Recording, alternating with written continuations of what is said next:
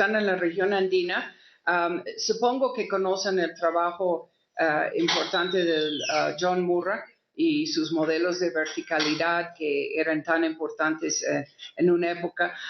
Él publicó junto con una antropóloga, Heather Leckman, un libro aquí en México que es Tecnología del Mundo Andino. En 81-82 salió en UNAM. Es un libro que no recibió tanta distribución y creo que está muy agotado. Tengo el libro, creo que hasta escaneamos, ¿no? Creo que Leo escaneó, sí, porque lo he usado a veces en mis clases, porque es como de ecología cultural desde la antropología, pero antropólogos trabajando en la región andina y son trabajos con los camélidos, las terrazas. También participaron arqueólogos porque un poco la idea era, conociendo estas tecnologías andinas, se pueden reactivar las históricas y ver las contemporáneas, viéndolos como entonces, no sé si lo conozcan en esa, a lo mejor ya lo tienen ahí, ojalá que sí, pero sí es un libro que no se conoce tanto allá porque se publicó en México. Fue con Ali Lipa, que se interesó mucho y como que en los Andes por cuestiones económicas. Yo recuerdo cuando lo publicó. De hecho, ese trabajo en los Andes influyó mucho en mi trabajo en Guerrero en esa época. Entonces, de cierta forma, lo que yo hice con esas huertas es aplicando estos modelos acá, ¿no? Pero sí, no sé si lo conocen, pero tal vez a través no lo conocemos, ustedes, pero claro, subirlo a nuestro portal es la idea que tenemos. Ajá, ándale, algo así, ¿no? Sí.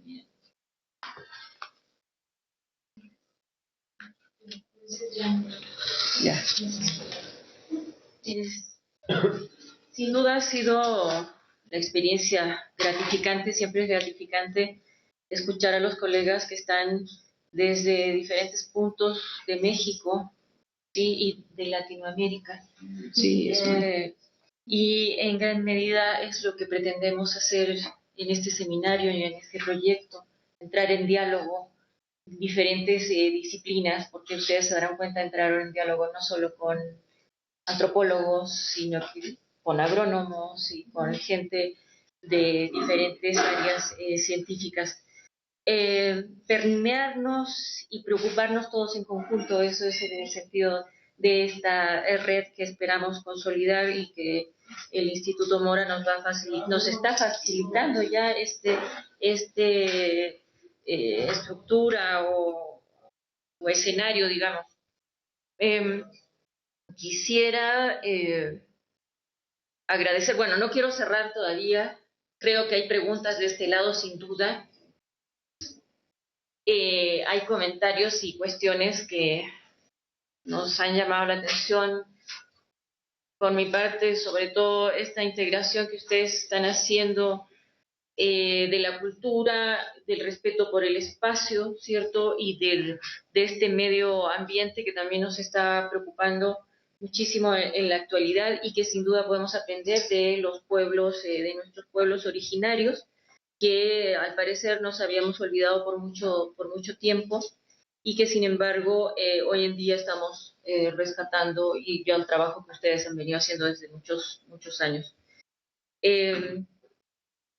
Me interesa conocer particularmente este trabajo que se hace de estas comunidades con la tierra, esa relación que tienen en el sentido de que producen, sin duda producen, alimentan a su comunidad y sin embargo no utilizan ni fertilizantes, es lo que pude leer en el texto, ni plaguicidas, ni tampoco aunque sí, bueno, están incorporando ahora el asunto de la bomba de agua y bueno, y de alguna manera nosotros, o por llamarnos nosotros realmente, lo que ustedes ya decían, este mundo occidental o occidentalizado, no sé, que ha permeado estas comunidades que sin embargo nos dan el ejemplo de que producen sin duda pese a no tener fertilizantes, no tener estos plaguicidas, etcétera. Pero hay algo en debate siempre, es decir, qué tanto es lo que realmente logran producir estas comunidades. ¿Logran un nivel de subsistencia o más allá, ustedes han mencionado que sí tienen excedentes que logran conservar y sobre todo para seguir produciendo en las siguientes cosechas. Me gustaría si pudieran pues ahondar más en esto y si realmente estas comunidades todavía se conservan así intactas ante la occidentalización, por llamarlo de alguna manera, ¿no? Sí. Pues diría que hasta ahora sí. El futuro no lo sabemos, ¿no? Pero todavía, y aún como esa zona también ya no voy tanto al campo por cuestiones de trabajo, por la inseguridad principalmente, ¿no? Ya no es lo mismo. Qué bueno que en esa época podía ir por donde quiera, era una maravilla el país, pero bueno, esto ha cambiado. Pero sí, hasta ahora sí, yo creo que hay una extraordinaria capacidad de resistencia y de reproducción cultural, a pesar de que tan golpeados han sido estos pueblos. Y son 500 años de vivir esto, desde la conquista, la invasión europea, como lo llamaba Murra, las epidemias del siglo XVI, XVII, y bueno, todo lo que han vivido. Um, es un debate qué tan productivos son las técnicas tradicionales, porque nos venden las técnicas industriales de producción como muy productivos, pero depende cómo medimos lo que es productivo, ¿no? Y yo creo que hay grupos de gente que se especializa en esto, que tienen muy buenos argumentos que demuestran que muchísimo de los alimentos que realmente se producen y se consumen vienen de pequeños productores, ¿no? Creo que este grupo ETC, que Ecología, Tecnología y Control, es un grupo de científicos sociales, son activistas que están defendiendo la agricultura campesina como modelo frente a la agroindustria que depende de los tóxicos y grandes extensiones. Y bueno, o sea, están muy en la defensa de esto y dijeron que a nivel mundial 70% de los alimentos vienen de 30%. Creo que sí conoces estos datos más o menos. Sí, o sea, es sorprendente. Yo que soy muy defensora de eso, me sorprendí.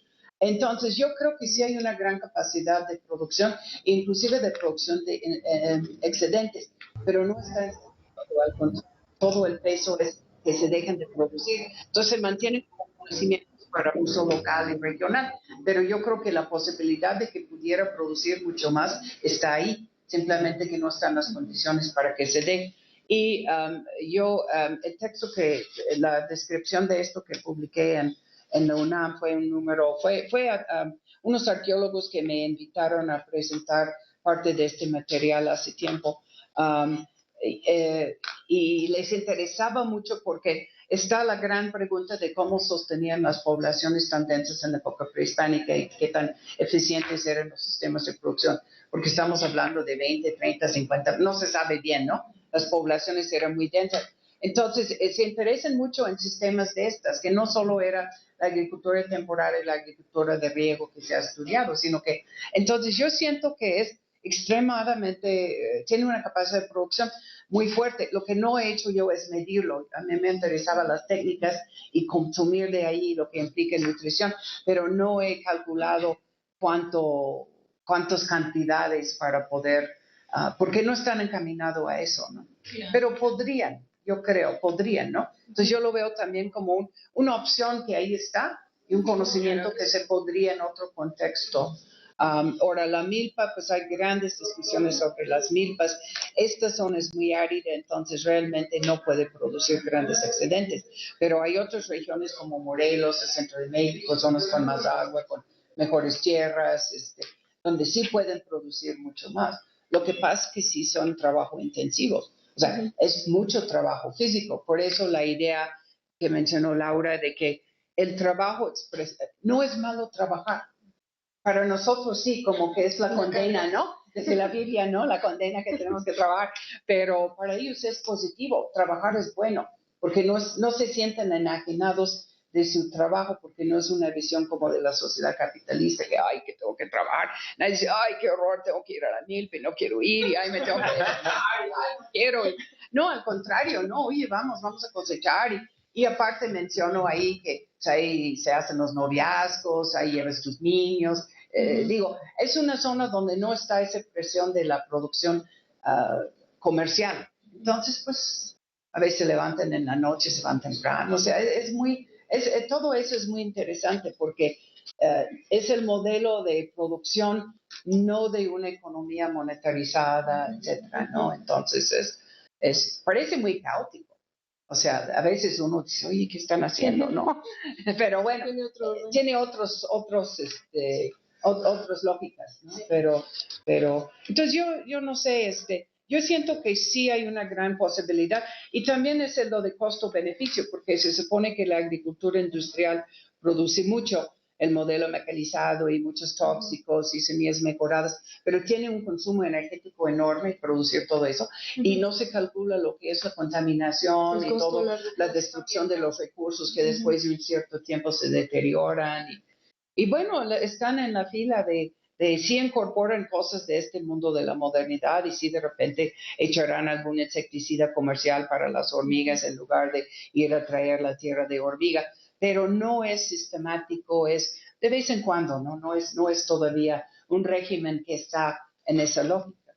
No sabemos en el futuro, pero lo que sí les ha afectado mucho es la contaminación en el río, está terriblemente contaminado. Entonces sí, es un factor importante. Los cultivos, los peces, sí. No, y no sé, dicen que no pueden hacer un riego extensivo ahí porque el agua trae muchos sales, entonces si lo sacan y lo echan a la tierra, se sala la tierra y ya no produce, ¿no? Pero esto sí, porque también es como una especie de, traen ceniza, también traen, no mencioné eso, pero en el texto el estiércol de animales, pero es muy, muy trabajo intensivo. O sea, y tienes que tener tiempo, tienes que tener gusto, o sea, pero si lo ven así, como es bonito hacer tu huerto, ¿no?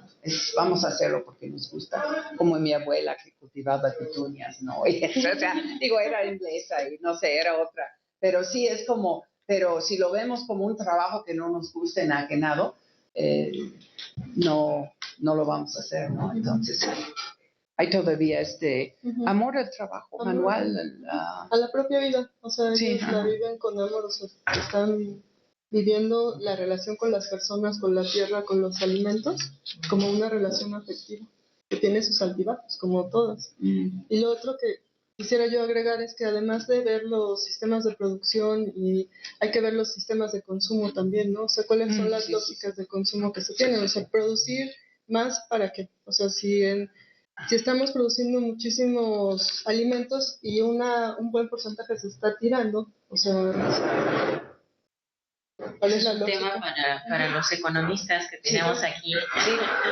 Tenemos economistas sí preocupados precisamente por estas cuestiones. Sí. Bueno, Bernardo, no sé si quieres comentar algo al respecto.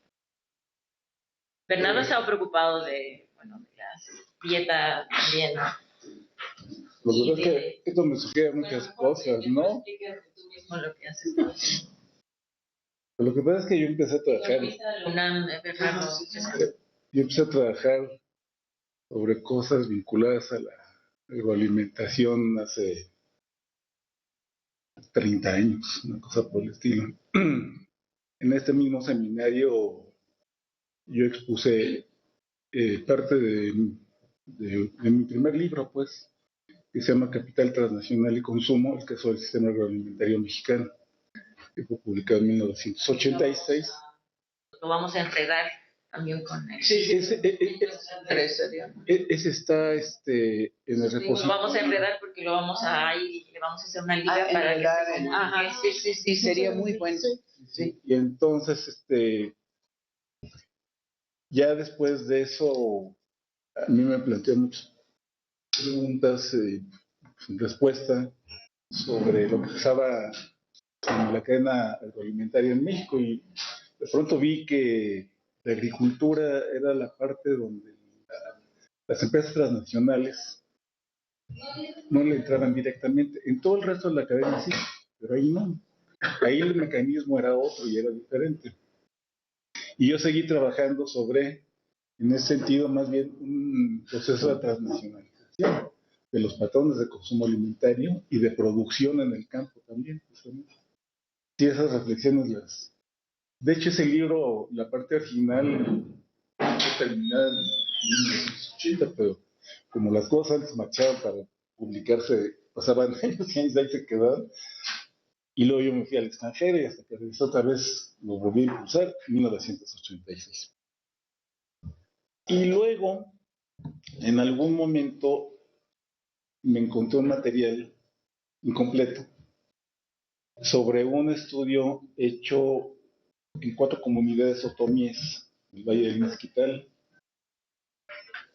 que realizó el National Research Council de Estados Unidos y que se da como resultado supuestamente de un trabajo previo que se había hecho en las mismas comunidades a petición del presidente Cárdenas y que lo había liderado el doctor Salvador Subirán, que al parecer es un trabajo que anda ahí perdido. Yo logré rescatar un poco el trabajo que hicieron los del National Research Council, porque ellos al parecer vieron los resultados del trabajo mexicano y decían, no, vamos a cuestionarla a todos porque lo que estaban viendo no se la creían, ¿no? Y entonces era un poco un trabajo sobre el tipo de alimentación que tenían y el impacto sobre el estado de salud de estas 4 comunidades. Y esto fue hecho en 1943, 1944.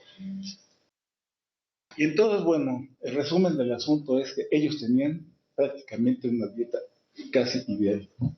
Y decía, la conclusión del trabajo era, no le muevan al asunto. Cristina, ¿no? Sí, sí, sí, es muy interesante. Sí, y bueno, eso yo lo he estado recuperando con el tiempo, y ahora que tuvimos nuestro simposio en Chile, en la Universidad de Chile en octubre, ya lo presenté. Yo lo he estado retrabajando un poco, más bien como parte de algo que me importa como proceso de difusión, y un poco también como parte de mis reflexiones que vengo haciendo desde hace más de 30 años sobre el mismo tema, ¿no? Sobre los patrones alimentarios. Yo no sé a estas alturas, pero yo supongo que en esa zona debe estar pasando lo mismo que está pasando en todo México, con esa modificación en los patrones de consumo alimentario, ¿no? Con toda la transnacionalización del patrón y todas las implicaciones que tiene ello sobre la salud. Ahí sí no sé si él ha hecho algún trabajo más recientemente y no sería más lo que si existe poder hacer una especie de comparación. Entonces, el trabajo de ustedes me llamó mucho la atención porque hay mucho paralelismo, ¿no? Entre el patrón, porque al final de cuentas es la base alimentaria, es la base alimentaria de toda Mesoamérica, que cada territorio tiene sus propias especificidades, ¿no? Porque no es lo mismo hablar de la zona del Valle del Mezquital que hablar de la zona de Puerto de Balsas o de otras regiones, ¿no? Nada más recordemos, por ejemplo, una de las conclusiones del National Research Council es que decía, por ejemplo, la talla de ellos es pequeña porque les falta en aquella época proteína animal de animales grandes. Cuando estaban llenos de proteínas de insectos, ¿no? Porque es como un montón de insectos. Ya resulta ser que hasta las recomendaciones de la FAO es utilizar y comer, consumir. Producir insectos. Exactamente, ¿no? Porque es una proteína más limpia, una proteína más barata, más concentrada y en México tenemos cerca de 600 variedades de insectos comestibles, que es una barbaridad, ¿no? Entonces, todo esto que ustedes escribieron y que nos han hablado, pues yo dije, no, pues que es muy, muy importante, ¿no? Cómo ligar todas esas experiencias que se han tenido. Igual, yo pienso que las técnicas que se utilizaron en los años 40 para medir las aportaciones de nutrientes para la población, yo creo que fueron incompletas también, por el tipo de técnicas, métodos de hacerlo, incluso por los avances mismos técnicos de la medicina, ¿no? Y de las mediciones. Entonces, a lo mejor hubieran encontrado todavía más maravillas. Porque resultó que efectivamente en aquella época la población no tenía prácticamente problemas que hoy, o que en aquella época las en las zonas marginales de Estados Unidos ya tenían, que eran todos los problemas de obesidad, diabetes, estamos hablando de los años 40. Y acá no. Acá los ancianos incluso mantenían prácticamente la dentadura completa, no tenían problemas de cáncer de colon, bueno, no tenían todo el problema del síndrome metabólico, no tenían problemas circulatorios, o sea, no tenían nada de eso, ¿no? Y efectivamente muchas de las cosas que tenían estaban más bien vinculadas, por ejemplo, a la falta de agua potable, a la falta de drenaje sanitarios, en fin, o estaban alejados de las poblaciones grandes donde no había médicos, o en fin, ¿no? Que es un poco lo que ha estado resultando con lo que ustedes están estudiando. Entonces, bien interesante.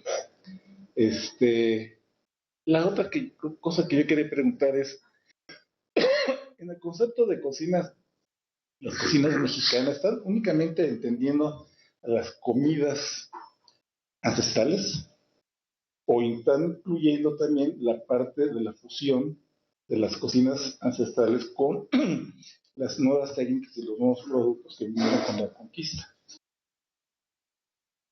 Estamos atendiendo ambas como procesos dinámicos y las cocinas vivas. O sea, estamos estudiando las cocinas que están vivas. Incluso tenemos un debate sobre cómo considerar las creaciones de los chefs y estas otras cuestiones que también están tratando de retomar parte de la tradición, pero que todavía no entendemos muy bien si considerarlas o no parte de las cocinas, pero sí estamos tomando en cuenta las que se podrían llamar ancestrales, las que incorporan elementos que llegaron de Europa, las que se están generando ahorita con los recursos disponibles y con las condiciones del contexto que existen. Y estamos en esta discusión, ¿verdad? Es un concepto que estamos construyendo, un concepto operativo. Las cocinas vivas. Sí, porque siempre hay una integración. Son como documentos históricos, ¿no? Uno puede ver las recetas así, ¿no? De contactos, de movimientos comerciales. Entonces, yo creo que depende de la forma en que se van integrando, ¿no? Y obviamente, tanto para el viejo mundo como el nuevo mundo, la conquista de las Américas y todos los productos transformaron la alimentación europea y también los productos europeos transformaron la alimentación aquí. Y era como un proceso de integración creativo, que creo que es diferente de lo que se está viviendo ahora con las grandes industrias multinacionales y la mercadotecnia, que es otro. Claro que también hay relaciones de poder en la conquista, en la colonia, no quiero decir que no las había, pero ahorita es como cualitativamente distinto con el nacimiento de la sociedad de consumo y esos modelos industriales de producción de alimentos. Mintz habla mucho de eso en los libros que mencionó Laura al final, ¿no? Como que es un nuevo modelo de alimentación. Entonces, para lo que vemos como las cocinas de México, pues sí hay que incluir estos últimos 500 años. No se trata de hacer lo que comían los aztecas, aunque hay chefs que se interesan en eso, ¿no? Y ven el sabón y tratan de replicar un platillo o alguna otra fuente, ¿no? O un códice, ven algo y a ver si vamos a replicar, ¿no? La olla de barro y no sé qué. Pero, que es interesante, ¿no? Pero es otro. Pero sí, ahora hemos manejado una idea de cuisine, que es la idea de Mintz, que en la conclusión de Reflexiones Finales de ese libro lo plantea, que es como el contexto histórico-cultural profundo, que es lo que guía a la gente en lo que come y el significado que le dan.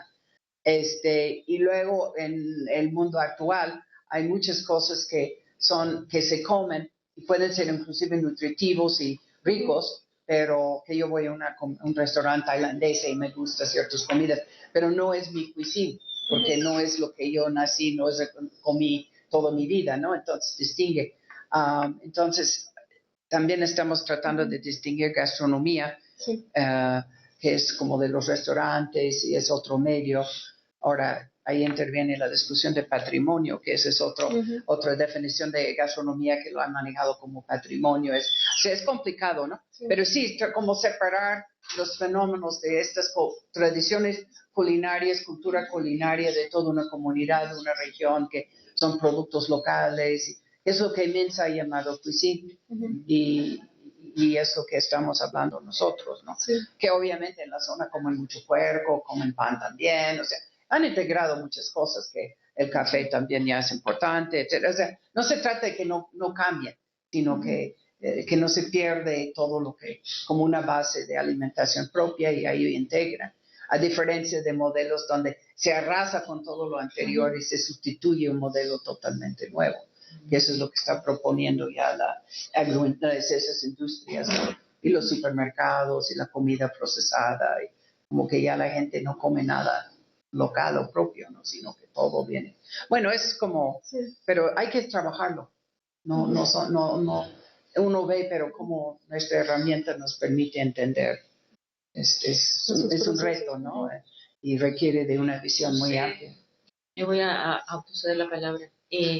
Respecto a la publicación que nosotros estamos preparando, que sin duda no es ni tan original ni tan única, pero la idea base es lograr integrarnos como grupo y como grupo de investigación alimentaria a nivel del continente. Claro, se optó por segmentar, digamos, los grupos, y aquellos que se preocupan de ciertos alimentos, desde lo que son los cereales hasta las cactáceas, los insectos, etcétera. Pero no tenemos la idea tampoco de segmentar nuestro... Es una manera de trabajar, digamos, práctica, para poder integrar a esta diversidad de investigadores que somos. Pero, sin embargo, el libro está apuntando a una introducción y unas conclusiones en que ahí sí que van a ser muy inclusivas, digamos. Y desde ya, bueno, Bernardo está en la introducción del texto, y a mí se me ocurre, y me gustaría mucho que ustedes lo pensaran, en participar en esta introducción del libro, en el sentido de que en esta parte intentamos hacer una definición de lo que serían estas dietas ancestrales, y este concepto de qué es esta dieta ancestral, y manejarlo como cocina, y manejarlo, bueno, es algo que todavía lo tenemos, es curioso, pero bueno, así se arman muchos libros, incluso la introducción y las conclusiones va a ser lo último que vamos a trabajar, porque de esta forma nosotros pretendemos integrar todos estos conocimientos que parecieran que van a estar segmentados en el libro, pero en estas partes se estarían integrando. Entonces, desde ya, pues les abro la invitación a las doctoras, si les interesa particularmente colaborar en esta parte del libro, ¿no? Que es introductoria y básica, digamos, ¿no? Que es un gran reto, porque finalmente cuando ya tengamos la publicación y los avances de investigación de todos, va a ser una gran síntesis que se va a tener que hacer. Entonces, bueno, preguntas, ¿sí? Bueno, algo también rápido. Bueno, primero agradecerles a las expositoras por la claridad, por las ideas que están diciendo al seminario. Mi nombre es Alfredo Pureco, soy historiador y economista, profesor investigador de aquí del Instituto Mora, y me ha llamado muchísimo la atención los planteamientos que han hecho sobre el análisis de estas de estas localidades en el Alto Río Balsas. Sobre todo me interesó muchísimo el enfoque que utilizan en la antropología. Creo que para un perfil académico como el mío, más centrado en la economía, les digo, y en la historia, pues sí abre posibilidades el trabajo de la manera que lo enfoca el antropólogo, el etnólogo. Sin embargo, quiero plantearles una duda precisa. En el planteamiento del problema, en sus textos, en la exposición, noto mucho algo que también puso un énfasis Gisela Moncada al inicio, cuando planteó su pregunta sobre qué tan romántico puede ser la exposición que se plantea de una comunidad que parece que está aislada o que metodológicamente pareciera que se ha aislado. Claro, ustedes mismas, por la propia exposición que han dado, se sabe que no toda la influencia y interacción que tienen con ese otro mundo occidental. En la idea precisamente de preservar, de conservar estos elementos culturales que son fundamentales para estas comunidades, yo a veces me pregunto, desde la otra óptica, la óptica occidental, existe también otra cultura. Una cultura que nosotros mismos estamos como desdeñando o viéndola como el objeto de todos los males que nos han acontecido, como si fueran los males de la Biblia, ¿no? Los males bíblicos. ¿Quién va a rescatar esa cultura? Es decir, ¿quién la va a estudiar? Desde la perspectiva la occidental. Ajá. ¿Quién la va a hacer? Y en ese sentido, plantear pues también metodológicamente que no se trata de plantear, me parece a mí, o como yo veo el asunto, esos dos tipos de cultura como si fueran compartimentos estancos, porque entonces parecería que fuesen, tal vez desde el punto de vista epistemológico, pues sí lo tenemos que hacer, es inevitable, pero hay vasos comunicantes. Por ejemplo, esta idea que se planteaba del trabajo, el trabajo visto como algo que me gusta hacer, a lo que quiero regresar cada vez que puedo, es cierto, pero al mismo tiempo no, porque también cambia la concepción y la cultura de una generación a la que sigue. Muchos de los jóvenes de estas comunidades también observan otros modelos, los mismos modelos de la cultura occidental. Entonces, desde el momento, por ejemplo, en que son educados en un colegio, en una educación pública, comienzan a adoptar también otros valores, otras cosmovisiones, y afectan también a su propia cultura. Entonces, les digo, siento que si hiciésemos más complejo el entramado de relaciones que queremos investigar, veríamos que son los vasos comunicantes, y que de pronto aspiracionalmente lo que me genera a mí trabajar en la milpa no me es suficiente. Entonces aparece esos valores del egoísmo, que me quiero ir a los Estados Unidos a hacer fortuna, aunque tampoco allá ocurra eso. Y se va haciendo entonces una situación muy compleja. Y creo que lo mismo pasa con la nutrición.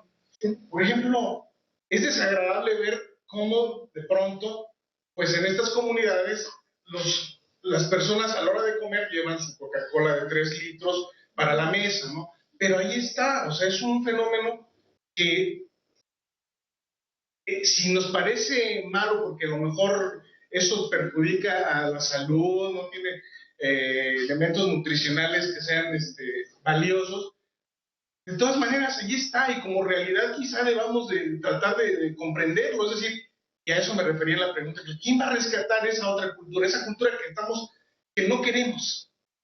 ¿No? Entonces, nada más ese planteamiento, les digo, si metodológicamente no es necesario para que la visión sea verdaderamente holística desde la propia antropología, tal vez no buscar rescatar una cultura, sino rescatarlas todas porque las necesitamos estudiar y entendernos como especie. Pues nada más. Muchas gracias, verdaderamente. Pues esa cuestión de separar en occidentales y no occidentales, pues ha sido una cuestión de operativa y una larga tradición que hemos aprendido en la propia escuela, ¿no? Y no nos hemos podido quitar. Hay que decir que esa parte occidental es un conjunto de culturas en sí mismo, o sea, es un conjunto diverso que se ha englobado de una manera, y lo que sí nosotros queremos destacar son las relaciones de poder entre culturas, y que se dan incluso, o se daban incluso en la época prehispánica entre distintas culturas. Siempre han existido relaciones de poder, y bueno, sí, es una complicación, o sea, cómo mostrar esa diversidad del lado occidental, cómo no satanizar y decir ellos son los malos. No queremos decir que son los malos. De hecho, Katy comentaba de la introducción del combustible, que ha ayudado en algunos aspectos, o las cuestiones sanitarias que han reducido también las enfermedades infecciosas. O sea, no queremos satanizarlo, a lo mejor en la exposición no es muy notorio esta situación, no queremos oponerlo, sabemos que de este lado es una diversidad muy amplia de culturas también la parte occidental, ¿Quién las va a estudiar? Ya las ha estado estudiando. El propio Sidney Mintz propone eso. Sí. Entonces, ¿quieres comentar? Sí. Sí, yo creo que tal vez el énfasis aquí, y tampoco los vemos como pueblos aislados, pristinos, al contrario, ¿no? Son comerciantes, salen mucho a vender a centros turísticos, van a Estados Unidos, históricamente eran comerciantes en el siglo XIX, en la época colonial, era el camino real a Acapulco que pasaba por esta zona. O sea, son pueblos que tienen una larga experiencia de estar siempre involucrados en relaciones económicas y sociales con gente fuera de la región. Entonces, lo que tal vez el énfasis en mi caso era describir esta técnica agrícola como yo lo conocí, como se practicaba, y un poco enfatizando su propia lógica en contraste con el otro modelo, y haría lo mismo con la milpa, ¿no? Pero tampoco quiere decir que el otro es todo malo. Tiene consecuencias negativas, también ha tenido ciertos beneficios. Y yo creo que sí, es un reto que cómo estudiar la visión de esta sociedad moderna, no sé, yo luego digo en México, no sé, la experiencia de los mexicanos urbanos es diferente que en Estados Unidos, por ejemplo, no, en Europa, entonces, o en Japón, o sea, son diferentes. Entonces, yo creo que es un problema real de cómo trabajar con esto. Estoy pensando en Roger Magazine, que ha trabajado, en la Ibero, que ha trabajado deporte, por ejemplo, chavos bandas, y él también estudió en Hopkins y es alumno de Mintz, por cierto. Entonces, él se ha prestado mucho a eso y él tiene un trabajo sobre Texcoco, la región de Texcoco. Ahí habla de la modernidad como, la gente no lo ve malo, lo ven como otra cosa más, como cuando llegan los misioneros y que les traen nuevos dioses y la Inquisición y les traen en posiciones horrendas, pero también pues ahí está la Virgen, ahí está el Santo, ahí hay ciertas prácticas que sí aceptan. Entonces siempre existe como negociación que se va dando. La tendencia nuestra, tal vez conociendo también y tal vez rechazando muchas cosas del modelo occidental en lo personal, nos preocupa y tal vez es más problema de nosotros que de la gente, de cómo esa tendencia a demonizar. Ahora, a mí me ayudó muchísimo ver este modelo y entenderlo para ver qué tan diferente es el modelo de la modernidad, ¿no? Porque la gente es muy capaz de aparentar ser muy modernos, o sea, y su forma de mover en el mundo no es modernidad, digamos. O sea, pueden pasar, mucha gente de esta zona puede pasar por no indígena, tienen sus celulares, se mueven en ese mundo, pero si uno los conoce bien y está mucho tiempo con ellos, al fondo son muy cercanos todavía. Entonces es un reto de ver cómo las nuevas generaciones están manejando esto. Estamos ahorita en el proceso pero de nuevo ingreso al posgrado de la ENA y nos están llegando ya jóvenes de comunidades indígenas que han estudiado antropología y ahora quieren hacer posgrados. Entonces, pues es muy interesante las ideas que pueden traer ellos. Entonces, yo creo que también de ahí mismo pueden venir unos estudios interesantes. Pero la experiencia de penetrar más otro modelo y el contraste nos ayuda para hacer sensibilidad, pero a la larga es un problema el contraste, ¿no? Un poco creo que es lo que... Entonces tenemos que después volver a ver con nueva herramienta y cómo entendemos y criticamos y negociamos con la cultura actual, no sé si... siento que... El otro era lo de Mintz, que él ha estado haciendo trabajos sobre Estados Unidos. Hizo un trabajo sobre la Coca-Cola y cómo puede ser un jarabe de una medicina, hacer un refresco que incluso les daba una identidad a los soldados que estaban en otras regiones del mundo, a los soldados americanos. Entonces él estudia estas sociedades industriales. También está el trabajo de Eric Schlasser, que es un periodista, pero que hace una etnografía y usa muchas fuentes, o sea, hace un trabajo impecable sobre la industria alimentaria en Estados Unidos. Fast Food Nation está en traducción, pero es excelente. Entonces, sí, ellos han estado estudiando, entre otras personas, estas cuestiones en lo que llamaríamos sociedades occidentales, y también en la ENA hemos estado trabajando esta cuestión de la descolonización del conocimiento y cómo los alumnos hemos aprendido o hemos incorporado en nosotros que somos occidentales o que somos modernos y cómo esto ha afectado en la formulación de nuestros trabajos, ¿no? Sí, yo creo que para nosotros como académicos es importante la crítica de conceptos, ¿no? Y que no asumimos las estructuras como naturales, ¿no? Esta tendencia a la naturalización. Y en ese sentido está muy fuerte la carga de que las culturas indígenas o los que lograron, la prehispánica era civilizaciones muy altas, pero los pobres indios hoy, pues ni modo, son comunidades marginados y todo eso es cierto, pero también hay enormes conocimientos y riqueza y la gente vive vidas, o sea, viven bien, o sea, digo, hay de todo, hay gente feliz, gente infeliz, pero en general, digo, a mí me sorprende el disfrute que tienen en sus vidas a veces, ¿no? Y no es como decir, son no tan complicados. No, es que simplemente yo creo que nuestra vida moderna también nos afecta horrendamente, ¿no? Estamos todos estresados y entonces a veces perdemos la dimensión de cómo nos ha quitado el modelo dominante la capacidad de disfrutar o sentir que tener tiempo de poner unas flores y cuidar unas plantas y preparar tu comida, ¿no? En tu casa, hacer, o sea, pero ese contraste nos ayuda, ¿no? Decía Murray que el modelo humano, dice, estas personas es el modelo humano básico y luego pues vienen todo lo demás, ¿no? Pero estamos nosotros sujetos a muchas fuerzas que... Bueno, es que yo también creo que el ejercicio que estamos haciendo, que finalmente es eso, es un ejercicio entre muchos, es cuestionarnos pues nuestro propio...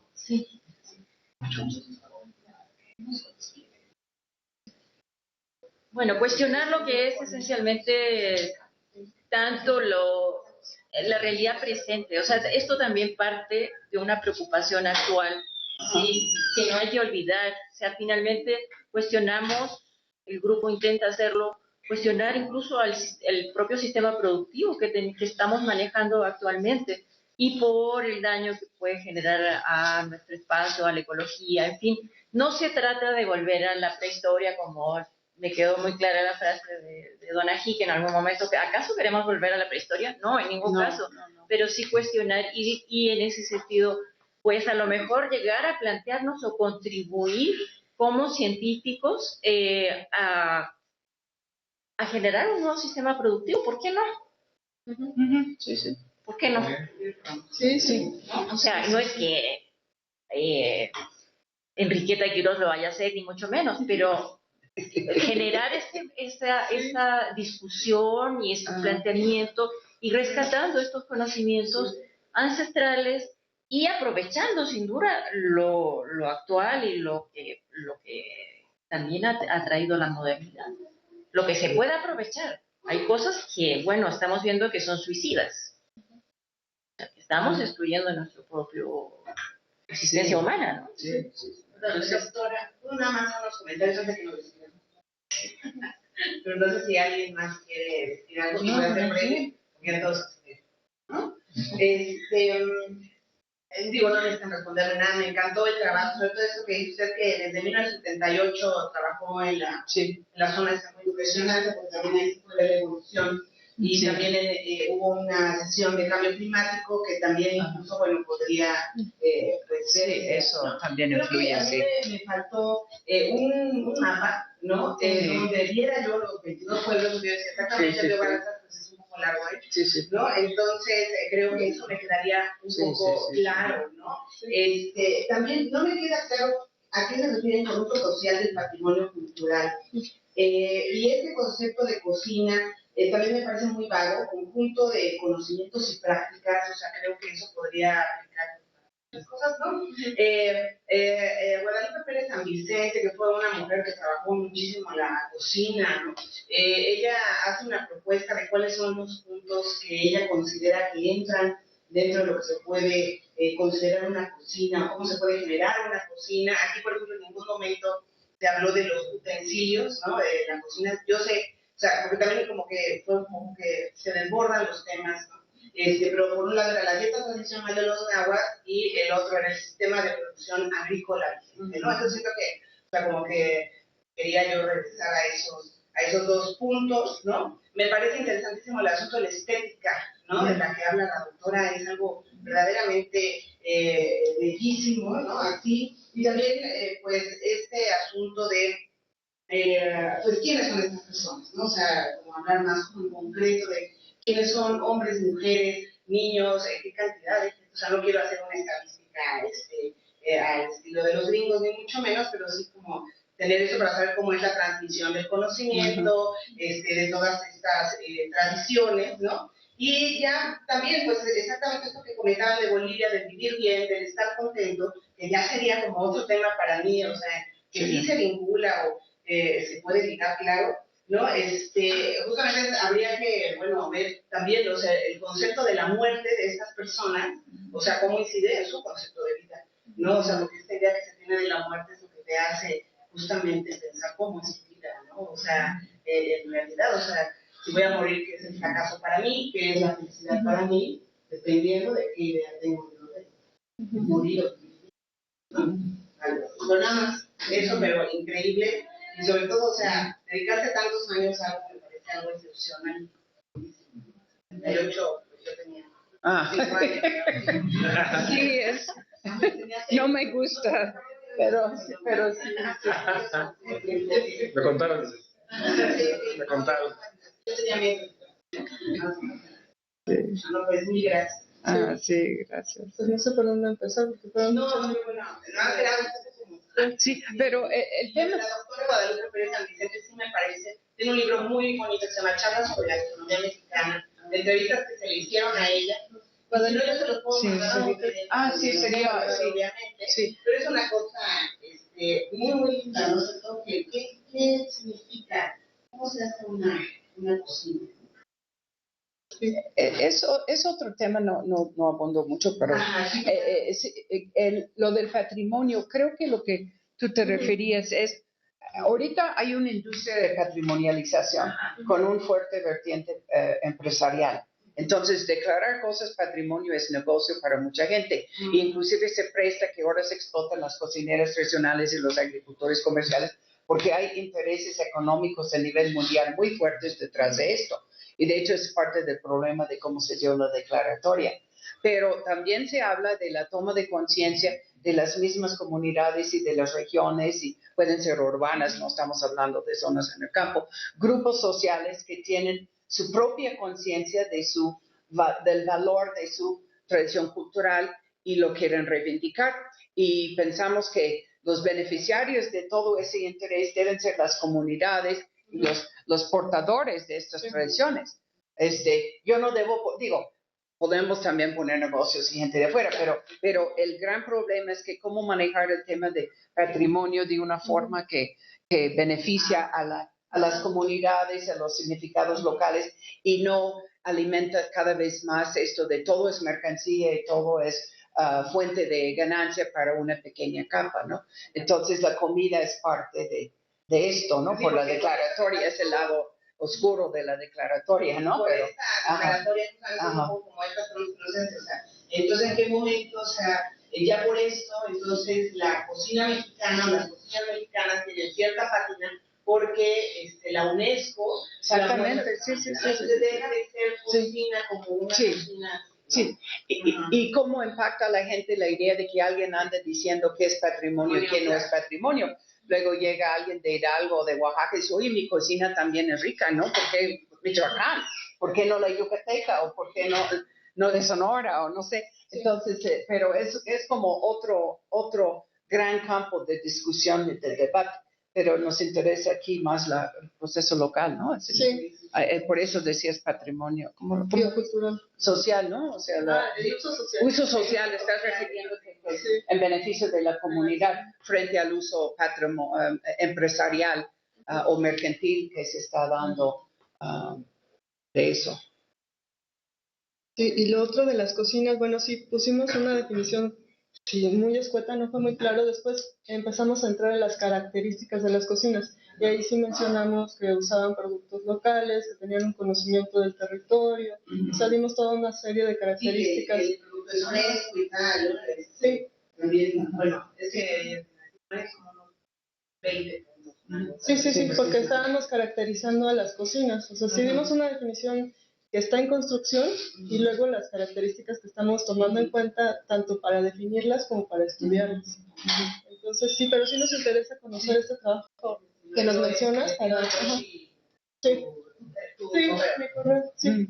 Y lo del uso social incluso se menciona en la ley orgánica del INAH y en algunos de sus reglamentos, es como donde se habla del patrimonio, o sea, tanto los monumentos como el conocimiento y otros recursos culturales que deben ser estar a disposición de todos, que no pueden ser acaparados por un grupo de poder ni comercializarse. Entonces esa es una de las funciones que todavía en el INAH, todavía. Que está en peligro, sí. Pero bueno, esa es otra historia. Sí, la privatización de todo este patrimonio que tiene el INAH.